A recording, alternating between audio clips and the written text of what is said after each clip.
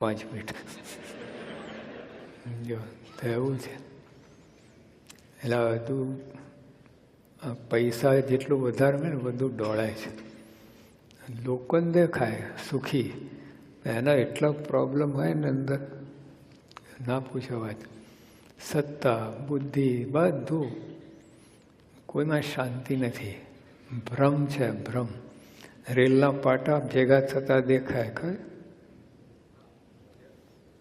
આ રસ્તા તમે તમારે જ્યાં હોય ત્યાં કેટલો પારો આગળ આમ થઈ જતો હોય,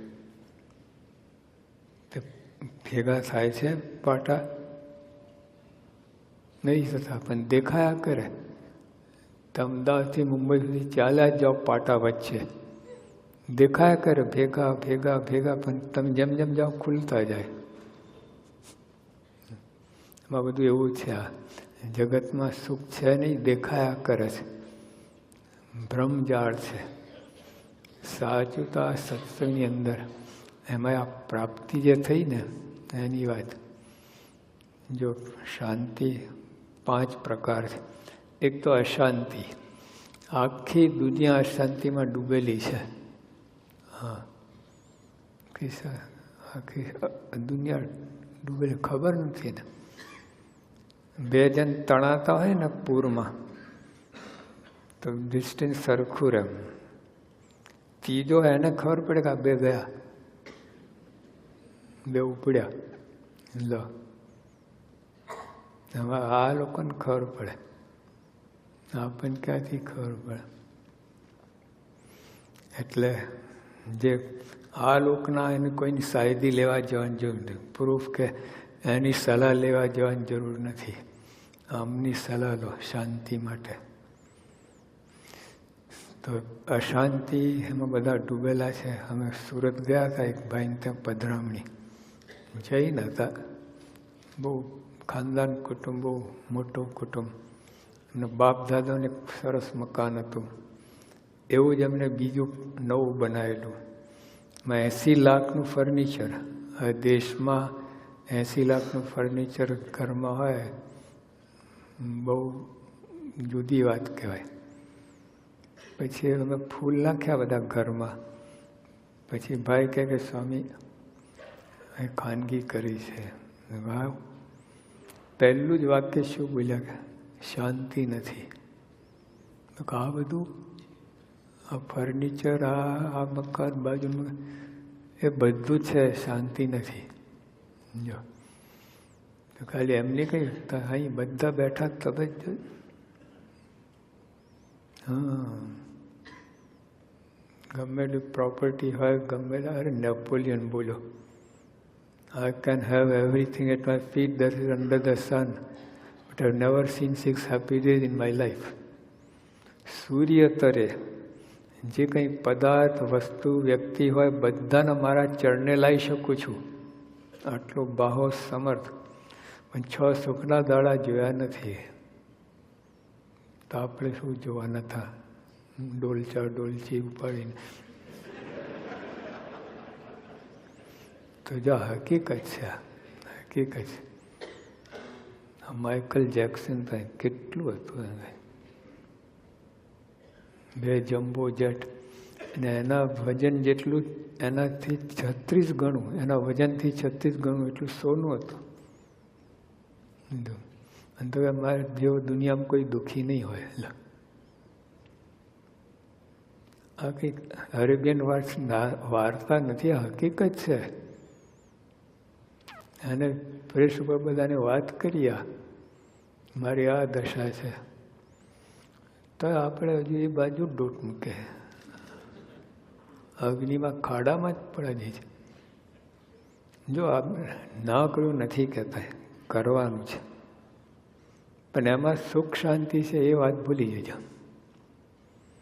comfort and happiness are 2 different thing. સુવિધા અને સુખ છે ને એક નથી. હા, જો આપણે આ પાપ પ્રાપ્તિ થઈ દેખાતી નથી, પણ જબરજસ્ત હાથી કીડી થઈને આવે છે. હાથી કીડી થઈને, આપણા માટે થઈને, મનુષ્ય નથી. હા, એટલે અશાંતિ, પછી સુખ શાંતિ. તને કદાચ થોડું ઈચ્છા થઈને એ પ્રાણ મળ્યું તમને, એટલે થોડીક વાર શાંતિ રહે. એક ભાઈ તને સ્કૂટર ઉપર આવ્યા, પૂજન કરાવ્યું, જતી વખતે એક કિક મારું સ્કૂટર ઉપડ્યું, છાતી કારણ ચાલે ગયા. 3 મહિના પછી ફરી આવ્યા, 5 કિક.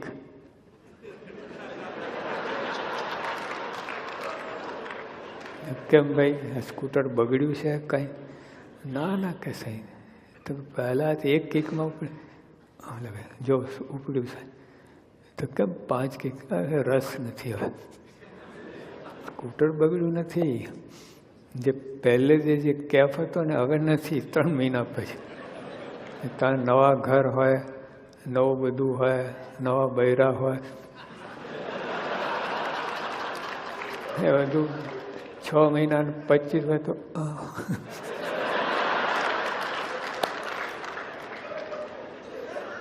બાજુ ઠેકાણે પડી જાય. 2 દિન કી ચાંદની ફિર અંધારી રાત.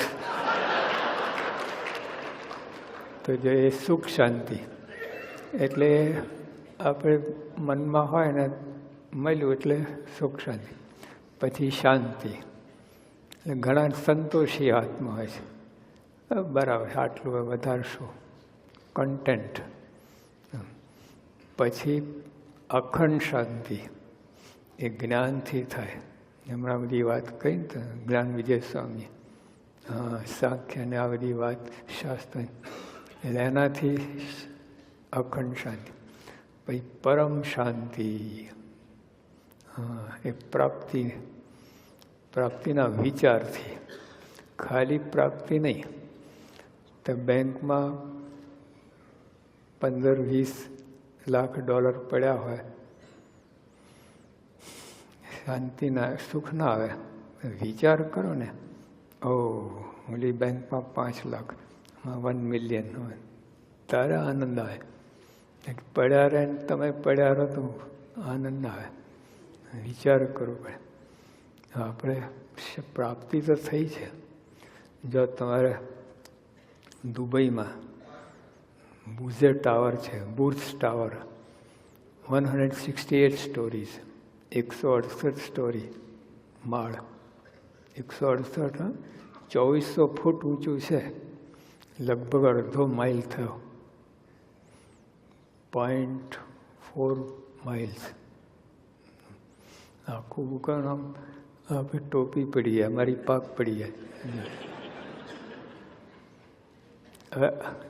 એ આખે ત્યાં પછી એ ટાવર આટલું ઊંચું છે, આખું મકાન, બેઝ કેટલો પહોળો હોય, કેટલી જગ્યા. પછી એની અંદર વચ્ચે ત્યાં આખો બગીચો છે, ગાર્ડન, સ્વિમિંગ પુલ છે, પછી સ્પોર્ટ્સ ગ્રાઉન્ડ છે, પાર્કિંગ પ્લેસ છે, સુપર માર્કેટ એ છે, બધું અંદર. સ્કૂલ છે, હોસ્પિટલ છે, બધું અંદર. અને ત્યાંથી થોડેક દૂર પામ આઇલેન્ડ છે. એટલે અમુક ભાગ, દરિયાનો અમુક ભાગ પૂરીને ત્યાં પામ આઇલેન્ડ બનાવે. એમાં બધું નખરું, બધું વન, બાગ, બગીચા, એમાં બધું એકદમ ગ્રીનરી. હવે ત્યાં એક વખત ત્યાં બધું આખું તમારે રેતી સિવાય કાંઈ ના મળે. જ્યાં જુઓ તો રેતી, રેતી, રેતી, બેકાર આખું આમ ઋણ, સૂકું રણ તમારે.